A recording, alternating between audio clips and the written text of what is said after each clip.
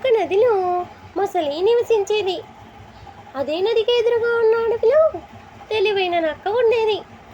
ఒకసారి నక్క నీరు తాగేందుకు నదికి వచ్చి మొసలిని చూసింది. మొదట భయపడింది, కానీ మొసలి స్నేహంగా మాట్లాడడంతో నక్క ధైర్యంగా ఉంది. అలా వారిద్దరూ మంచి స్నేహితులయ్యారు. ప్రతిరోజు ఇద్దరూ కలిసి మాట్లాడుకునేవారు, నవ్వుకునేవారు. నక్క అడవిలో జరిగిన విషయాలు చెప్పేది, మొసలి నదిలో జరిగిన విశేషాలు చెప్పేది. వారిద్దరూ కలిసి ఫ్రెండ్షిప్ డేను జరుపుకోవాలని నిర్ణయించుకున్నారు. అయితే మొసలికి ఒక చెడు ఆలోచన వచ్చింది. నా అమ్మకు నక్క మాంసం అంటే ఎంతో ఇష్టం. ఈ నక్కను మా ఇంటికి పిలిచి మా అమ్మకు మాంసం ఇవ్వచ్చు కదా అనుకుంది. ఆ రోజు నక్కను పిలిచి, నువ్వు నాతో కలిసి నదిలో ఈదుకుంటురా, మా ఇంటికి తీసుకెళ్తా. మా అమ్మ నీకు మంచి భోజనం పెడుతుంది అని చెప్పింది.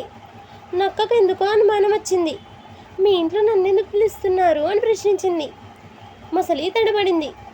నక్క వెంటనే అర్థం చేసుకొని, నిజమైన స్నేహితులు ఒకరినొకరు మోసం చేయరు. నీ స్నేహం నాకు నచ్చలేదు, ఇకపై నేను నీతో స్నేహం చేయను అంటూ పరిగెత్తి వెళ్ళిపోయింది.